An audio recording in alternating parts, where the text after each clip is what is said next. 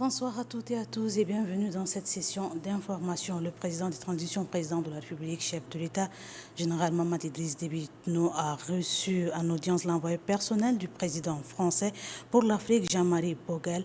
En tournée africaine depuis quelques jours, Jean-Marie Bogel est venu discuter avec le chef de l'État de la présence militaire française au Tchad, de la dernière phase du processus de transition avec la tenue prochaine des élections présidentielles et la coopération bilatérale. Nassour Nouviti. Nommé le 6 février dernier en qualité d'envoyé personnel pour l'Afrique du président français Emmanuel Macron, Jean-Marie Bogel entame ainsi son premier périple africain.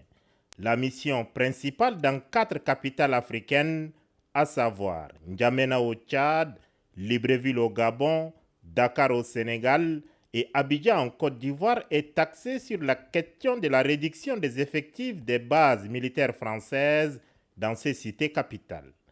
À la tête d'une délégation de haut rang, Jean-Marie Bogel est venu ce jeudi 7 mars 2024 à la rencontre du président de transition, président de la République, chef de l'État, général Mamadou Idriss Déby Itno, accompagné du diplomate français accrédité au Tchad, Éric Gérard. Outre le ministre de la Sécurité publique et de l'immigration, Mohamed Sharfaddin Margui, représentant son collègue des armées, et la secrétaire d'État aux affaires étrangères, Madame Kassire Isabelle Housna, l'on a noté la présence de quelques proches collaborateurs du chef de l'État à l'audience. Les discussions entre le chef de l'État, général Mamadou Idriss Déby Itno, et l'envoyé personnel du président français pour l'Afrique, Jean-Marie Bogel, ont duré plus d'1 heure. Les questions de sécurité et de défense liées à la présence de la force française au pays de Toumaï ont constitué le point d'orgue des discussions. J'ai exprimé au président de la République notre admiration pour le processus qu'il a engagé au sein de son pays, pour également la capacité du Tchad à faire face en même temps à un certain nombre de menaces, grâce à des forces armées engagées.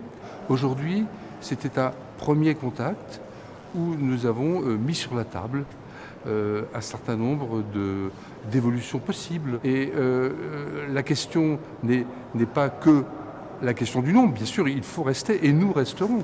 C'est aussi la question de l'adaptation de ce partenariat aux attentes des Tchadiens. Et il est possible que lors d'une deuxième visite, nous puissions constater effectivement que nous sommes arrivés à cet accord gagnant-gagnant que nous appelons de nos voeux. Cette visite au Tchad de l'envoyé personnel pour l'Afrique du président français, suivi de l'entrevue avec le président de transition, est un nouveau pas dans l'engagement des autorités tchadiennes et françaises à travailler en synergie dans les domaines d'intérêt commun. Le Premier ministre, chef du gouvernement de transition, Dr Succès Masra, a accordé cet après-midi une audience à l'ambassadeur extraordinaire et plénipotentiaire du Royaume-Uni au Tchad. Les échéances électorales en cours étaient au centre des échanges. Alexis Damsiké. C'est le représentant d'un pays ayant une longue et vieille expérience en matière démocratique qui rencontre le chef du gouvernement de transition ce jeudi. Cette audience accordée aux représentants du pays de la monarchie constitutionnelle, 24 heures seulement après le retour de la mission du Premier ministre Dr Succès Masra aux États-Unis et en France, participe de sa détermination pour une fin heureuse de la transition. Les deux personnalités ont fait le tour des grands sujets de l'heure, abordé dans leur entretien le processus de transition en cours et les étapes à suivre pour le retour ordonné à l'ordre constitutionnel. Au terme de ces échanges, le diplomate anglais John Dean explique.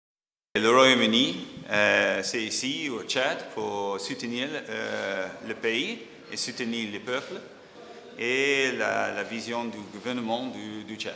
Les élections sont paisibles, transparentes et inclusives. C'est les trois choses très importantes pour nous au Royaume-Uni.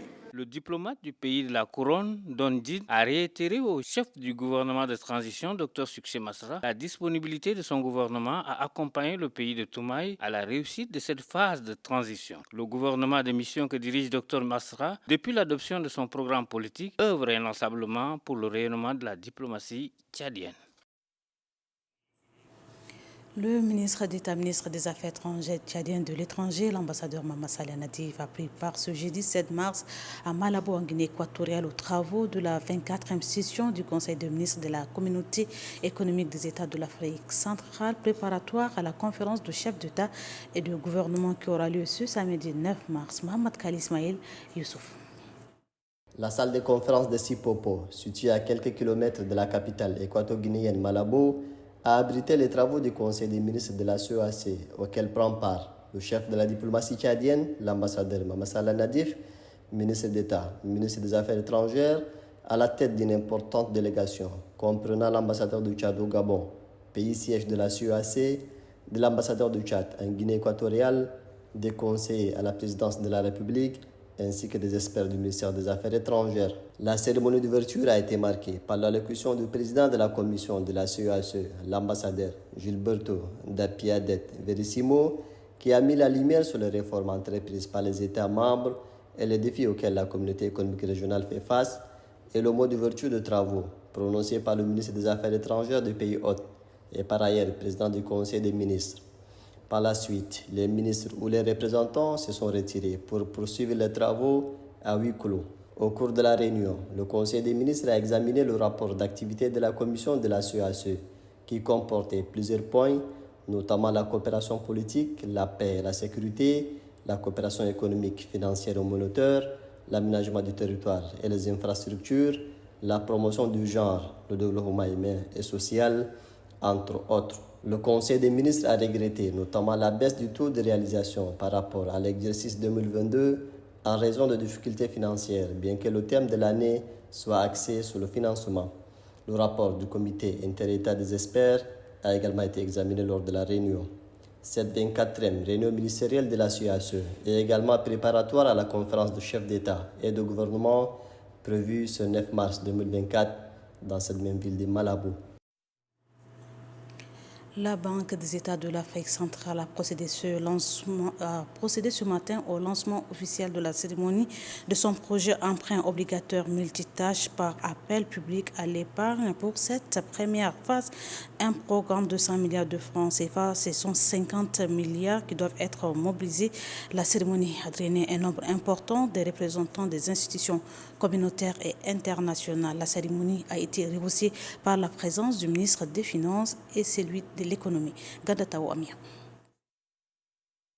50 milliards de francs CFA, c'est le montant que la Banque de développement des États de l'Afrique centrale, BDEAC, entend mobiliser pour la première phase d'un montant de 100 milliards à travers l'emprunt obligataire multitranche par appel public à l'épargne. À cette cérémonie de mobilisation des investisseurs qui a vu la présence du ministre des Finances et du Budget, président du conseil d'administration et président de l'Assemblée générale de la BDEAC, du ministre de l'économie, du plan et de la coopération internationale, des représentants des institutions communautaires internationales et des administrateurs des banques, le président de la BDEAC, Dieudonné Evou Mekou, a signifié que ce plan repose sur 3 orientations stratégiques. Contribuer fortement à l'intégration économique régionale, au développement durable et à l'amélioration des conditions de vie des populations, renforcer et diversifier les ressources mobilisées, ce que nous essayons de faire aujourd'hui, transformer et moderniser la BDAC.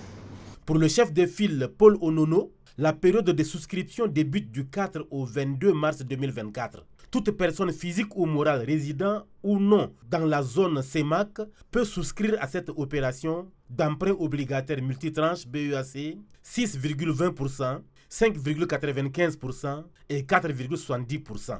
Les investisseurs intéressés par le présent emprunt peuvent se rapprocher des sociétés de bourse et des banques membres du syndicat habilitées à recevoir les placements. Le ministre des Finances et du Budget, Tahir Hamid Ngilin, par ailleurs président du conseil d'administration et président de l'Assemblée générale de la BDEAC, souligne que cette institution est le premier outil de développement en Afrique. La BDEAC doit être notre premier outil de développement.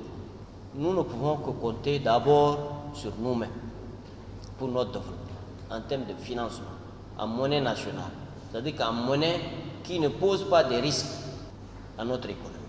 La puissance, la force et l'évolution de la BEDEAC est essentielle pour que nos économies s'en sortent. Le ministre des Finances invite les banques, les sociétés d'assurance et les investisseurs tchadiens à souscrire massivement à cette première étape d'emprunt obligataire multitranche par appel public à l'épargne de 50 milliards de francs CFA. Clôture ce matin des activités de la Semaine nationale de la femme tchadienne à Mtiman dans la province du Salamat. C'est la ministre d'État, ministre de la Femme, qui a procédé à la clôture des travaux. Remadi Orion Odette. Après une semaine de travail soutenu, les femmes de la province du Salamat, toutes catégories, se sont mobilisées dans un engagement sans faille pour donner un cachet hors pair aux manifestations. D'innombrables connaissances et expériences sont acquises à travers des conférences et causeries débats, ainsi qu'à travers des formations sur l'initiation des femmes aux activités génératrices de revenus focalisées sur les thématiques en rapport avec la transformation des produits agroalimentaires au niveau local. Pour clôturer les festivités, les femmes du Salamat ont convié leur sœur, ministre d'État, ministre de la Femme, Amina Priscille Longo, à Amtiman, ce qui réjouit la présidente du comité d'organisation, Arafa Abdelmoutalib. Cette convivialité des femmes de la province du Salamat est saluée par le gouverneur Abdullah Ibrahim Siam. La femme, en effet, joue un rôle important dans la société car elle constitue un facteur de développement économique et humain. Elle est mère, épouse, ménagère, chef de famille et travailleuse. Elle donne la vie, éduque et bâtit. La femme occupe de nos jours une place fondamentale, non seulement sur le plan moral de l'éducation des enfants, mais aussi sur le plan socio-économique. Elle est la première à se lever et à la dernière à se coucher. Dans un arabe dialectal, la ministre de la Femme, Amina Priscille Longo, s'est dit comblée de l'hospitalité légendaire et de la mobilisation de ses sœurs. Cette ferveur, constatée dès le début des manifestations de la semaine, démontre de l'engouement et de la motivation de toutes les couches sociales féminines ayant pris conscience de leur sort dans un monde en perpétuel mouvement à telle renchérie. Des mots de remerciement et de recommandations sont adressés aux autorités locales, à la ministre de la Femme et au président de la transition, le général Mohamed Idriss Déby Itno. La cérémonie est ponctuée par la remise de matériel agricole et d'allègement des tâches aux organisations féminines de la province du Salamat. Ces équipements vont booster la production de l'ensemble de ces femmes battantes du Salamat pour participer efficacement à la construction de l'édifice de la 5e République. Comme de tradition, un défilé de toutes les corporations a mis terme à la 34e édition de la Semaine nationale de la femme tchadienne. La prochaine édition aura lieu à Fada, dans l'Enedi Ouest. Je vous invite à suivre la ministre d'État, ministre de la Femme et de la Petite Enfance, Amina Priscille Longo, lors de la cérémonie de clôture de la Sénafette. Mesdames et messieurs, monsieur le gouverneur, chers collègues, bonsoir, autorités de défense et de sécurité, autorités administratives, bonsoir, conseillère nationale, conseillère du président de la République et du chef de l'État et du Premier ministre. Chers sœurs, bonjour à tout le monde. Je voudrais simplement, au nom de toute la délégation qui m'accompagne, exprimer notre reconnaissance, notre grande reconnaissance et satisfaction pour l'accueil très chaleureux qui nous a été réservé. Je voudrais aussi saluer le leadership de mes sœurs de la province du Salamat qui se sont acharnées pendant 7 jours à travailler avec beaucoup d'assiduité. Il a fallu plusieurs formations, conférences, débats, des ateliers qui ont permis de renforcer votre capacité. Aujourd'hui, le gouvernement met à votre disposition des matériels importants pour vous permettre de travailler, mais encore renforcer davantage votre résilience. Une autre chose que j'avais dit en arabe, c'était que le thème de cette édition est en lien avec la participation des femmes aux échéances électorales. Alors, il vous souviendra que les dates ont été annoncées, les présidentielles très bientôt, viendront ensuite les sénatoriales, les législatives, mais aussi les élections locales. Le moment est plus que jamais arrivé pour les femmes de se saisir de toutes les opportunités que nous offre la 5e République, mais aussi la transition d'une façon générale sous le leadership du général Mahamat Idriss Déby Itno, président de la République, chef de l'État, qui a toujours voulu mettre la femme au cœur de sa politique. Une autre chose, mes sœurs, cette volonté du chef de l'État, nous devons matérialiser cela par notre présence active à arracher toutes les opportunités qui nous seront offertes. Parce que rien n'est gratuit, tout se cherche et tout s'acquiert. Je voudrais pour cela prendre pour exemple vos leaders qui sont là et vous en avez plein, que ce soit sur le domaine politique, administratif ou autre, de faire en sorte que demain, cette jeune génération que je vois derrière moi soit fière d'être appelée une génération des ministres, des députés, des docteurs et qu'elles en siègent. Mais tout ça se construit dès aujourd'hui. Je terminerai peut-être en remerciant tous ceux qui ont contribué à la réussite de cet événement. Je salue la présence de tous mes collègues ministres, des conseillers à nos côtés. Je voudrais aussi remercier Monsieur le gouverneur pour son leadership dans la province. Je n'oublie pas les autorités administratives, coutumières et religieuses de la province. Je n'oublie pas aussi les services de sécurité qui ont vraiment permis que pendant toute cette semaine, tout se passe dans des meilleures conditions. Je terminerai en remerciant les partenaires, mais aussi les hommes de médias que vous êtes, privés ou publics, pour toute la couverture de nos activités. À toutes les délégations venues du Tchad profond, je vous dis merci et que Dieu vous raccompagne dans vos demeures respectives. Que Dieu nous donne l'opportunité de nous réunir ensemble en 2025, ce qui lui plaise, dans la province de l'Ouest, dans la ville de Fada. Je vous remercie pour votre aimable attention. Alors, je déclare clore les activités de la 34e édition de la Semaine nationale de la femme tchadienne. Vive la femme tchadienne, vive la Sénafette, vive le Tchad, uni et prospère. Je vous remercie. Les activités de la Sénafette dans le Mayo-Kébé-Est ont également pris fin. C'est la ministre secrétaire générale du gouvernement, Dr Ramatou Mahamat Outouan, à la tête d'une forte délégation qui a fait le déplacement de Fianga. Thomas Mandjali. Un jeudi à Fianga pour la secrétaire générale du gouvernement, Dr Ramatou Mahamat Outouan, à la tête d'une délégation et dans la place pour un moment de partage et de communion avec ses sœurs du département de Mont-Ili. Digne fille de la localité, elle est accueillie à l'entrée de la ville sous une ambiance fraternelle. Petit moment de briefing avec le préfet et les autorités locales, cap est mis sur la place de l'indépendance de Tchanga, ornée de toutes les diversités. Et c'est à l'honneur de la femme tchadienne, tous réunis pour clôturer la semaine nationale qui lui est dédiée et par la même occasion lancer la journée internationale de la femme, édition 2024. C'est une opportunité pour vous de vous confirmer en réfléchissant sur les questions qui nouent votre épanouissement. Une semaine teintée des activités et autres manifestations qui placent la femme au cœur des attentions. Elle qui est une actrice incontournable au développement. Une semaine de réflexion commune et au sortir, des recommandations. Nous, femmes de la province, recommandons ce qui suit.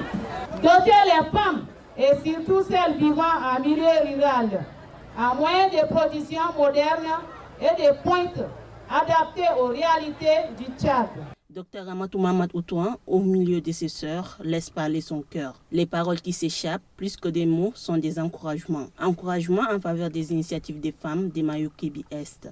Cette semaine, elle est importante pour la femme, mais elle est plus importante pour la femme qui vit dans le monde rural. Parce que quand on parle d'autonomisation, quand on parle de développement, quand on parle de progrès, nous qui vivons dans le monde urbain, nous sentons un peu l'odeur de cela. Et le deuxième point, c'est vous remercier par rapport au référendum.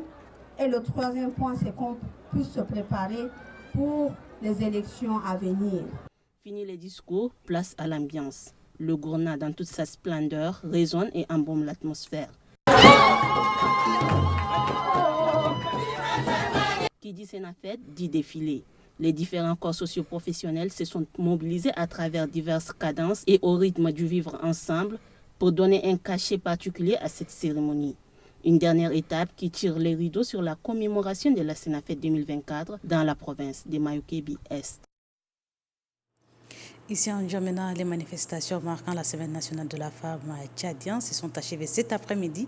C'est la déléguée du gouvernement auprès de la commune de N'Djamena, Amina Koudiana, qui a procédé à la clôture des travaux. Kadnou Batiophile. La participation des femmes dans les processus électoraux post-transition. C'est le thème de la célébration de la Semaine nationale de la femme tchadienne, Senafet édition 2024 pour la commune de N'Djamena. Le coup d'envoi est donné par un groupe de 4 jeunes étudiants de la cellule des étudiants en droit qui ont plaidé pour la valorisation de la femme. Ceux-ci ont décrié la violence, l'injustice et la discrimination que vivent les femmes. Ils exhortent les plus hautes autorités de transition à s'investir davantage pour que les femmes jouissent pleinement de leurs droits. La présidente du comité d'organisation et déléguée provinciale de N'Djamena au ministère de la Femme, Fatime Ali Outman, salue la mobilisation et le dévouement de ses sœurs durant toute la semaine. Le représentant du ministère de la Femme, Asba Kreyo Fitouin, félicite les femmes pour leur engagement à contribuer à la réussite du processus du retour à l'ordre constitutionnel, mettant terme aux manifestations de la FENAFET 2024 au niveau de N'Djamena. La déléguée du gouvernement auprès de la commune de N'Djamena est sans équivoque.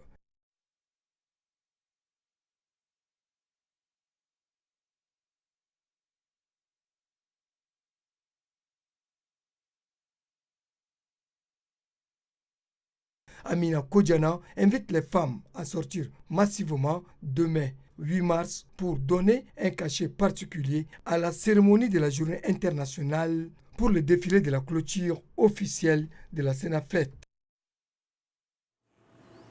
Votre indulgence pour la qualité de cet élément. Demain, 8 mars, le Tchad célébrera, à l'instar des autres pays membres de l'Organisation des Nations Unies, la Journée internationale des droits de femmes juives, édition 2024. Prélude à cette célébration, le ministère de la Femme, par la voix de son directeur général, a fait une déclaration que je vous invite à suivre. En célébrant la Semaine nationale de la femme tchadienne sous le thème 5e République, la participation des femmes dans le processus électoral post-transition, le Tchad voudrait ainsi s'inscrire dans la droite ligne du thème de la Journée internationale des droits des femmes, qui est droits des femmes et paix internationale. Certes, des avancées significatives sont constatées ça et là, mais il reste un long chemin à parcourir pour parvenir à une société débarrassée des inégalités et de discriminations de tout genre. Ainsi, le processus du retour à l'ordre constitutionnel enclenché avec l'adoption de la Constitution de la 5e République se poursuivra évidemment par l'organisation d'élections générales. Les femmes ont un double rôle à jouer dans cette phase cruciale de l'histoire de notre pays. Contribuer par des actions citoyennes à la tenue d'élections apaisées d'une part, et d'autre part être massivement inscrites sur les listes de candidature pour siéger dans les assemblées élues. La présence des femmes dans ces instances de prise de décision offrira à notre pays la chance de profiter des potentiels de ses fils et filles dans le but de placer dans l'orbite du développement durable notre pays. C'est sur ce mot d'espoir que je souhaite une bonne commémoration de la Journée internationale des droits des femmes à toutes les femmes tchadiennes. Et puis, c'est communiqué en application de l'article 2 du décret numéro 273 du 7 mars 2019, modifiant l'article 2 du décret 413 du 30 septembre 1997, portant révision de la liste et du régime de jours fériés et chômés. Le ministre de la fonction publique et du dialogue social a l'honneur de porter à la connaissance des travailleuses et travailleurs des secteurs publics et privés que la journée du vendredi 8 mars 2024, journée internationale de la femme, est déclarée férié chômé payé sur l'ensemble du territoire national. Par ailleurs, le ministre tient à informer les travailleuses et travailleurs que la journée du samedi 9 mars 2024 reste ouvrable pour les services qui, ordinairement, la consacrent comme jour de travail. N'Djamena, 6 mars 2024, le ministre de la fonction publique et du dialogue social, Abdoulaye Mbodou Bamé. Le ministre du Commerce et de l'Industrie, Ahmad Abdulkarim Ahmad, a eu ce matin une rencontre avec une délégation de l'AFD conduite par son directeur Philippe Chedan. Au menu des échanges, l'apport du secteur privé dans le développement du Tchad. Ali Hakim. Entouré de ses proches collaborateurs, le ministre du Commerce et de l'Industrie, Ahmad Abdelkarim Ahmad, a eu une séance de travail avec le directeur de l'Agence française de développement basée à N'Djamena, Philippe Chedan, accompagné de l'attaché de coopération auprès du service de coopération culturelle de l'ambassade de France au Tchad, Antoine Houz. En fil conducteur de cette rencontre, l'apport du secteur privé dans le développement du Tchad. Les deux personnalités ont passé en revue les filières porteuses de ces secteurs tels que le coton, sésame et gomme arabique. Le ministre et le directeur de l'Agence française de développement convergent d'asseoir des stratégies pour mieux impulser ces différentes filières au grand bénéfice des producteurs. L'idée, c'était évidemment échanger aujourd'hui sur non seulement la mission du ministère dont il a la charge en termes d'industrie et commerce, mais également échanger aussi sur des pistes d'intérêt commun, avec évidemment en première ligne l'importance du secteur privé dans le développement du Tchad, avec des analyses et des intérêts convergents sur l'importance, le rôle que doit avoir le secteur privé, mais aussi les contraintes. Le ministre du Commerce et de l'Industrie, Ahmad Abdelkarim Ahmad, et le directeur de l'Agence française de développement, Philippe Chedan, se sont séparés sur une bonne note, augurant de nouvelles perspectives pour le bon décollage du secteur privé. Le ministre de l'eau et de l'assainissement, Kanabé Passalé Marcellin, se joint depuis hier à Pala, chef-lieu de la province du Mayo-Kivu-Ouest. L'objectif de cette descente est de remercier tous les acteurs qui ont porté leur voix pour le oui au référendum du 17 décembre dernier et recueillir les difficultés de la population en matière d'eau. Omar Ouaba. Pala, chef-lieu de la province du Mayo-Kivu-Ouest, a accueilli ce 6 mars 2024 avec amour et enthousiasme le ministre de l'eau et de l'assainissement Kanabé Passalé Marcellin. Aussitôt arrivé, il s'est entretenu avec les autorités de la place. Après les usages protocolaires, le gouverneur de la province, général Sougour Mohamed Galma, a invité l'assistance d'accorder une attention soutenue au message du ministre. Pour le ministre de l'eau et de l'assainissement, Kanabé Passalé Marcellin, sa visite à Pala s'inscrit dans la logique de remercier tous ceux et celles qui ont porté leur voix pour le oui au référendum dernier. Je viens présenter mes civilités et prendre aussi la bénédiction des miens ainsi que les difficultés d'adduction d'eau à Pala, a-t-il ajouté. Après cette rencontre, le ministre prendra part à un match d'exhibition de football et de taekwondo organisé à son honneur. À cette occasion, le terrain de football a fait son trop-plein. Face à l'assistance, le ministre exprime sa joie. Plus de 200 partis politiques ont accepté de taire les divergences, enterrer la hache de guerre et s'inscrire très logiquement dans une démarche inclusive de construction de notre province en soutenant la candidature du général Mohamed Idriss Déby pour les présidentielles du 6 mai. C'est une retrouvaille solennelle entre le ministre et la population de Pala. La joie était débordante. Dans la province du Guéra, le gouvernement Matogo Tchoimi et ses proches collaborateurs ont honoré de leur présence la cérémonie de prestation de serment des membres du bureau de l'Agence nationale de gestion des élections Ange Mohamed Omar Mouksal. Je le jure, je le jure. Je le jure. Merci beaucoup. Je le jure. Merci beaucoup. C'est en ce terme que les membres du bureau permanent de l'Agence nationale de gestion des élections Ange du Guéra ont prêté serment sous l'œil vigilant du gouverneur de la province du Guéra, le contrôleur général de police Mohamed Togo Tchoimi, en présence du corps judiciaire, de quelques généraux et de leurs proches collaborateurs. Ce bureau est constitué de 5 membres, donc une femme absente. Il est dirigé par Abdoulaye Nanternde et secondé de Hamid Adoum Batarko.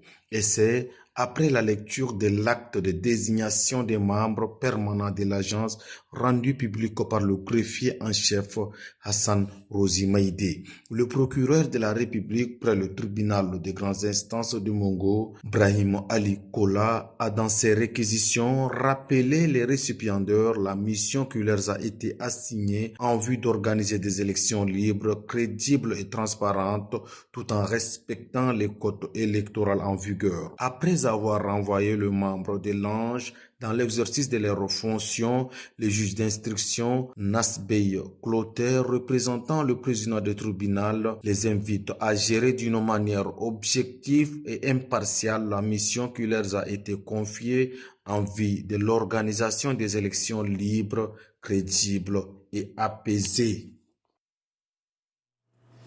La mission du Bureau politique national du MPS du CANEM, axée sur la restructuration des organes de base, conduite par Abakar Tahir Mahamat, est arrivée ce matin à Noukou, chef-lieu du département du Nord. CANEM, accompagné d'une forte délégation, il a installé ce matin les nouveaux membres du conseil départemental du MPS du Nord, CANEM. Varelech. La mission des cadres ressortissants de la province du CANEM, tous militants du MPS, conduite par Abakar Tahir Mahamat, membre du bureau politique national du MPS, pour le compte de la province du CANEM, est arrivée à Noukou, chef-lieu du département du Nord CANEM. Après son accueil à l'entrée de la ville sous un soleil ardent, la mission a installé les nouveaux membres du bureau du conseil départemental du MPS, composé de 15 membres. Youssouf Ali Koseimi est reconduit à son poste du secrétaire général. Ravi de cette confiance renouvelée en sa modeste personne, le secrétaire général du conseil départemental du MPS et son équipe renouvellent leur volonté à consacrer leur énergie en faveur du MPS. Pour lui, le Nord CANEM est le bastion du mouvement patriotique du salut. La conseillère nationale de transition, Koubra Chokou Sultani et Mahmoud Abakar, opérateur économique, membres de la délégation, ont invité le nouveau bureau à maintenir le cap pour mériter davantage la confiance du parti MPS. S'inscrivant dans cette logique, le chef de mission, Abakar Tahir Mahamat, membre du bureau politique national du MPS, a fait savoir que le MPS a investi officiellement son candidat pour la présidentielle de 2024. Pour lui, le choix porté sur le président de transition, général Mahamat Idriss Déby Itno, n'est pas fortuit. Car depuis la mise en place de la transition, le président de la République a œuvré pour la paix et la stabilité au Tchad. Et selon lui, ce choix a fait l'objet d'une adhésion massive de plus de 200 partis politiques regroupés au sein d'une coalition dite Coalition Tchad Uni pour la candidature de Mahamat Idriss Déby Itno à l'élection présidentielle de 2024. Le conseil provincial du MPS du Bahr El Ghazal est installé ce soir à Moussoro à la faveur d'une cérémonie présidée par le secrétaire général premier adjoint chargé de l'administration du parti, Kalzebe Pamdebe, Ali Mohamed Bello. L'aérodrome de Moussoro dégage une chaleur accablante cet après-midi. Une chaleur qui n'entame pas l'amour des enfants du Bahr El Ghazal pour leur parti, le mouvement patriotique du salut. Ils y sont au bas de l'avion pour accueillir le secrétaire général premier adjoint chargé de l'administration du parti, Kalzebe Pamdebe. Aux premières loges, le chef de mission pour le Bahr El Ghazal, Abakar Tahir Moussa, le ministre Abakar Rozi Teguil et le conseiller Ali Kolotou Tchaimi. Sans perdre du temps, destination place publique pour une cérémonie de restructuration du conseil provincial du MPS du Bahr El Ghazal. Sur place, les tribunes affichent déjà complet. Tous les militants sont au rendez-vous et sous le regard bienveillant, le conseil provincial du parti est installé. Une équipe dirigée par Issa Brahim Kedela. Notre équipe se mettra au travail dès ce soir pour mettre en exécution les recommandations et les résolutions du dernier congrès du parti. Et surtout, nous travaillerons d'arrache-pied pour assurer la victoire à l'élection présidentielle du 6 mai 2024. Place maintenant au chef de mission du MPS pour le Bahr El Ghazal, membre du bureau politique national. Abakar Tahir Moussa a un seul mot d'ordre pour la nouvelle équipe, s'unir pour porter le candidat Mahamat Idriss Déby Itno à la magistrature suprême. Le géant Bahr El Ghazal, dit-il, est déjà debout. Et cela rassure sur les champs le secrétaire général premier adjoint du MPS, Kalzebe Pamdebe. Nous allons élire notre champion, Mahamat Idriss Déby Itno. Je sais que, comme à l'habitude, plus qu'à l'accoutumée, nous irons vers les 100% au Bahr El Ghazal. Ça, je suis certain. Le mouvement patriotique du salut est déjà redynamisé à la base et entendre tous les militants du MPS pour le Bahr El Ghazal est prêt pour aller à la conquête du pouvoir le 6 mai prochain. Le bureau politique national a été représenté par son membre Flavien Alitobio hier soir à l'Aï. Cette visite est accentuée sur l'installation officielle des membres du conseil provincial du département de la Tondjilé-Est et ceux du conseil communal de l'Aï. Eric Getty. C'est dans une ambiance indescriptible des différents groupes folkloriques que cette cérémonie d'installation a commencé. Après plusieurs concertations et par consensus, Madi Kassuri est désigné secrétaire général provincial du mouvement patriotique du salut MPS de la Tondjilé, Selgue Dergo Augustin, secrétaire exécutif départemental de la Tondjilé-Est et Aladoum Didier, secrétaire exécutif communal de l'Aï. Après l'appel de tous les membres du bureau, le chef de mission Flavien Alitobio, par ailleurs membre du bureau politique national du MPS, installe ses bureaux tout en soulignant que l'heure n'est plus au discours mais plutôt aux actions. Je vous exhorte dès maintenant de prendre la machine en marche, car nous sommes aux portes des élections. Au nom des autres membres des bureaux, le secrétaire général provincial du MPS de la Tondjilé, Madi Kassuri, a sollicité l'effort de tous pour le triomphe du parti dans la province. Nous avons un défi à relever pour la politique de MPS dans la Tondjilé. Un défi que nous ne pouvons relever qu'ensemble. Ce sont au total 14 membres dans chaque bureau. Ces mêmes cérémonies se dérouleront dans les 4 départements restants dans les jours à venir.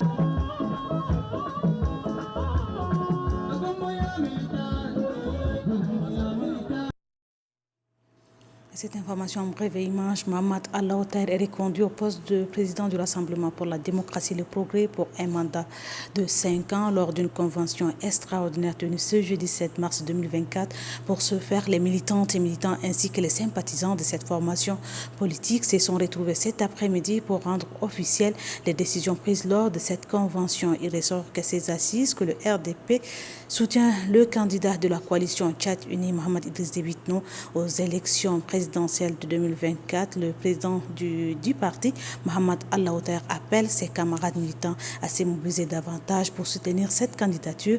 Nous y reviendrons en détail dans nos prochaines éditions.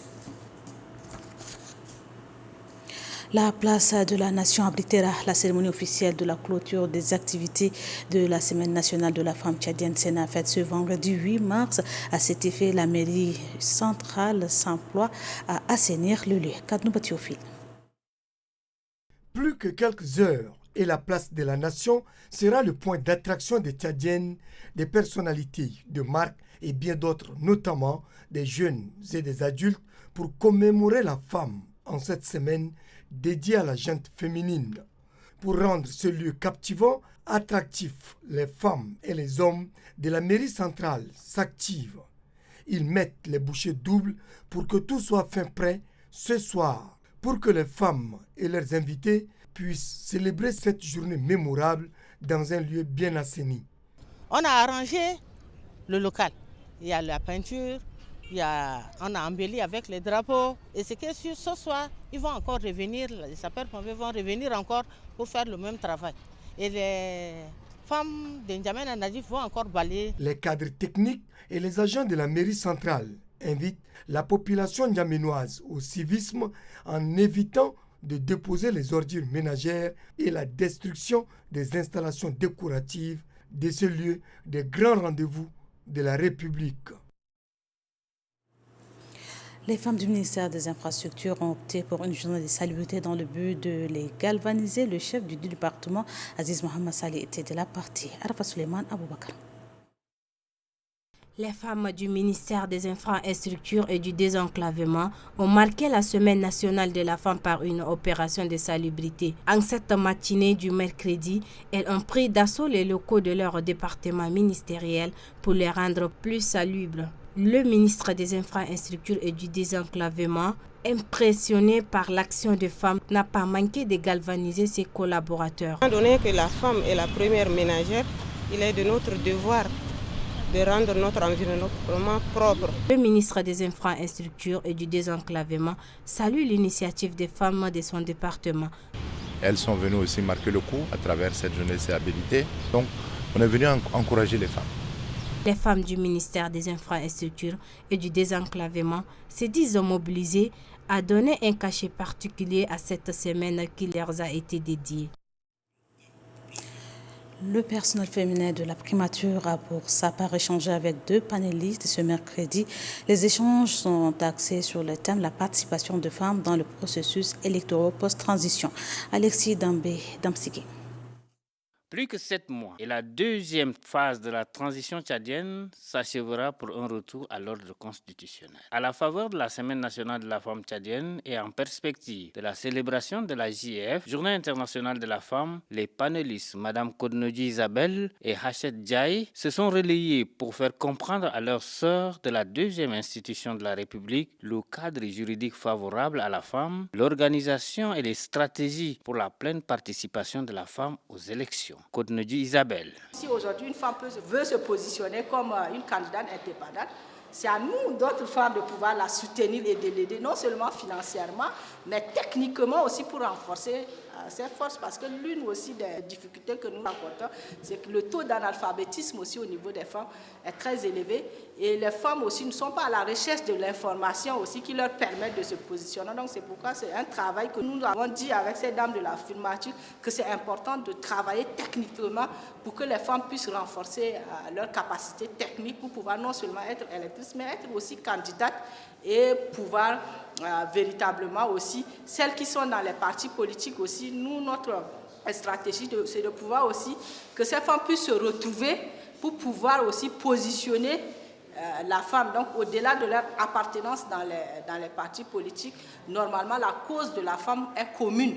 Donc, qu'elle soit du parti MPS, qu'elle soit d'autres partis politiques, c'est de voir au niveau de la cause de la femme, quels sont les défis qui se présentent aux femmes dans les partis politiques et comment ces femmes de ces partis politiques peuvent se positionner pour avoir leur candidate et pouvoir permettre à ce qu'on ait plus de femmes aussi au niveau des élections législatives, pourquoi pas à la magistrature suprême.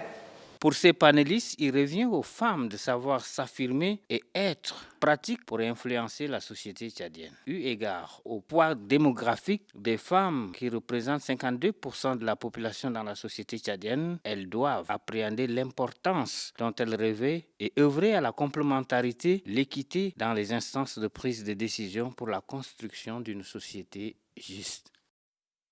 Elles sont toujours dans le cadre de la Sénafed. Les femmes de la Cour suprême ont organisé une conférence de base sur le thème « Rôle et place de la femme dans la phase 2 de transition ». Suivi. À l'instar des autres femmes du pays, celles de la Cour suprême ont marqué la Semaine nationale de la femme tchadienne. Elles ont échangé sur le rôle de la place de la femme dans la 5e République à travers une conférence débat. La question de l'égalité entre les deux sexes et l'éducation des filles sont au menu des échanges. La conseillère de la Cour suprême a insisté sur l'implication de la femme tchadienne dans les processus électoraux. Si nous prenons le cas du Tchad, les efforts ont quand même été considérables dans le sens de l'amélioration de la condition des femmes et à leur participation à la vie active. Et il y a tout un arsenal juridique a été mis en place. On se félicite de cette avancée. Le défi reste la pérennisation, la pleine effectivité de ces textes du point de vue de leur application. La conseillère Hama Abdraman Ndiaye a demandé aux femmes de participer massivement aux élections prochaines. Il ressort de cette conférence débat que l'implication des femmes dans le processus de développement du pays est la préoccupation de tout le monde. Après la première phase d'entraînement, le sélectionneur national Kevin Niquez a animé une conférence de presse pour soutenir la presse sur les raisons de la sélection de joueurs de la Ligue football provinciale de football de N'Djamena et le programme de préparation de la double confrontation contre l'île Maurice. Kadnou Betiophile. Cette rencontre d'échange entre le sélectionneur national et les journalistes du sport porte sur les critères de la sélection des joueurs et les raisons pour lesquelles le staff a opté pour la seule ligue provinciale de football de N'Djamena. À défaut de moyens d'aller dans les provinces recruter et se déplacer, on a eu la chance que les matchs étaient retransmis sur cette période-ci, donc ça, j'ai regardé tous les matchs. C'est pas l'idéal, il faut être honnête, c'est pas l'idéal, mais on compte aussi sur le staff local qui est sur place et qui est imprégné, qui est au cœur même du championnat. Les hommes des médias se sont également intéressés au programme de préparation des SAO compte tenu du temps imparti. Donc on va faire des entraînements et on terminera ce week-end par une opposition en interne, donc voilà, de 90 minutes. Au Cameroun, quand on ira se préparer là-bas, il y a aussi une deuxième rencontre amicale qui est prévue. Kevin Nikes a exhorté les hommes des médias à être objectifs dans leur critique vis-à-vis des footballeurs et du staff. En tant que connaisseurs et intellectuels, ils doivent savoir la portée des mots, contrairement aux profanes qui envahissent les réseaux sociaux. Il conclut en demandant aux uns et aux autres de voir le tricolore national en encourageant les joueurs et le staff technique.